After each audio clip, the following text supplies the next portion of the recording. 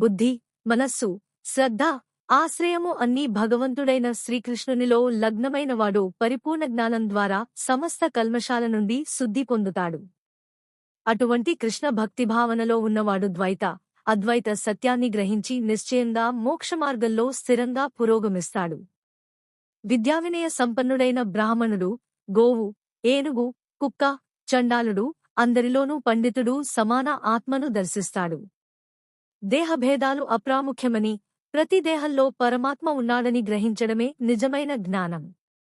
ఎవరి మనస్సు సమత్వంలో స్థిరమై ఉంటుందో వారు ఈ జన్మలోనే జన్మమరణాలను జయించినవారవుతారు. రాగద్వేషరహితులై బ్రహ్మములాగా దోషరహితులై వారు ఇప్పటికే బ్రహ్మస్థితిని పొందినవారే. ప్రియమైనది లభించినప్పుడు ఉప్పొంగక, అప్రియమైనది వచ్చినప్పుడు శోకించక ఉండేవాడే స్థిరబుద్ధి కలవాడు. దేహం ఆత్మ కాదని గ్రహించిన బ్రహ్మవేత్త మోహరహితుడై బ్రహ్మములోనే స్థితుడై ఉంటాడు. బాహ్యేంద్రియ సుఖాలపై ఆసక్తి లేకుండా తనలోనే సుఖాన్ని అనుభవించేవాడు నిజమైన ముక్తపురుషుడు. బ్రహ్మయోగంలో స్థిరమైనవాడు అపరిమితమైన, అక్షయమైన ఆధ్యాత్మిక సుఖాన్ని అనుభవిస్తాడు. భౌతికేంద్రియ సంపర్కంతో కలిగే సుఖాలు దుఃఖానికి మూలమై ఆది, అంతాలు కలిగి ఉంటాయి. అందుకే బుద్ధిమంతుడు అటువంటి తాత్కాలిక సుఖాలలో ఆనందాన్ని పొందడు. దేహాన్ని విడిచే ముందే కామక్రోధ వేగాలను నియంత్రించగలిగినవాడే యుక్తుడైన యోగి. ఇంద్రియ వేగాలపై నిగ్రహం సాధించినవాడు ఈ లోకంలోనే సుఖిగా జీవిస్తాడు. లోపలే సుఖాన్ని, లోపలే ఉత్సాహాన్ని, లోపలే లక్ష్యాన్ని కలిగినవాడే పరిపూర్ణ యోగి. అటువంటి బ్రహ్మభూతుడు బ్రహ్మనిర్వాణాన్ని పొంది భగవద్ధామాన్ని చేరుకుంటాడు.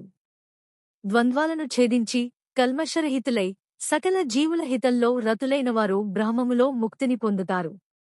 కృష్ణునే పరమభోక్త, పరమమిత్రుడు అని గ్రహించినవాడే నిజమైన లోకహితకారుడు. కామక్రోధాల నుండి విముక్తులై మనస్సుపై నిగ్రహం కలిగి ఆత్మదర్శులైనవారు అచిరకాలంలోనే బ్రహ్మనిర్వాణాన్ని పొందుతారు. కృష్ణ భక్తిభావనలో నిరంతరం లీనమైన భక్తుడు భౌతిక క్లేశాలకు అతీతుడై సులభంగా మోక్షాన్ని సాధిస్తాడు. బాహ్యేంద్రియ వస్తువులను త్యజించి శ్వాస ప్రశ్వాసాలను నాసికారంధ్రాలలో నియంత్రిస్తూ కంటి దృష్టిని రెండు కనుబొమ్మల మధ్య కేంద్రీకరించిన ముని మనస్సు, ఇంద్రియాలు, బుద్ధిని సంపూర్ణంగా నిగ్రహిస్తాడు. అటువంటి సాధకుడు కోరిక, భయం, క్రోధం నుండి విముక్తుడై ఈ స్థితిలో సర్వదా నిలిచినచో నిశ్చయంగా ముక్తిని పొందుతాడు. ఈ ప్రత్యేక స్థితినే బ్రహ్మములో మోక్షమని పేర్కొనబడింది. దీనిని వివరించిన అనంతరం భగవానుడు యోగసాధన మార్గాన్ని సూచిస్తున్నాడు. అష్టాంగయోగము యమము, నియమము, ఆసనము, ప్రాణాయామము, ప్రత్యాహారము, ధారణము, ధ్యానము, సమాధి అనే 8 భాగాలుగా విభజించబడింది. ప్రత్యాహార పద్ధతి ద్వారా శబ్ద, స్పర్శ, రూప, రస, గంధమనే ఇంద్రియ విషయాలను దూరం చేసి కంటి దృష్టిని రెండు కనుబొమ్మల మధ్య నిలిపి సాధన చేయాలి. కళ్లను పూర్తిగా మూసితే నిద్రాభాసం, పూర్తిగా తెరిస్తే ఇంద్రియాకర్షణ కలుగుతుందనగా మితమైన దృష్టిస్థితియే యోగ సాధనకు అనుకూలం. దేహంలో పైకి, క్రిందకు వెళ్లే వాయువులను సమం చేసి శ్వాసను నాసికలోనే నిలిపినచో ఇంద్రియాలపై నియంత్రణ సాధ్యమవుతుంది. ఈ విధమైన యోగ సాధన ద్వారా బాహ్య విషయాల నుండి దూరమై బ్రహ్మములో మోక్షానికి మనిషి తనను సిద్ధం చేసుకుంటాడు. అష్టాంగయోగ నియమాలను ఆచరించడానికి కృష్ణ భక్తిభావనే అత్యంత సులభమైన, సహజమైన మార్గమని భగవానుడు సూచిస్తున్నాడు.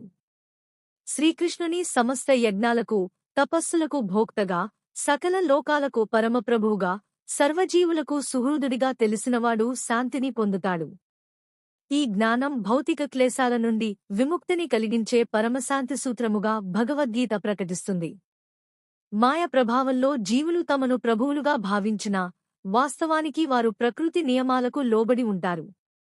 పరమాధికారిగా భగవంతుని పూర్ణజ్ఞానంతో పనిచేయడమే కృష్ణ భక్తిభావనలోని కర్మయోగం. ఈ కర్మ భక్తియోగానికి భిన్నమైనది కాదు, అదే జ్ఞానయోగానికి పరిపూర్ణతను ఇస్తుంది. భక్తియోగమే మానవునికి పరిపూర్ణ శాంతిని, బ్రహ్మనిర్వాణ స్థితిని అందిస్తుంది.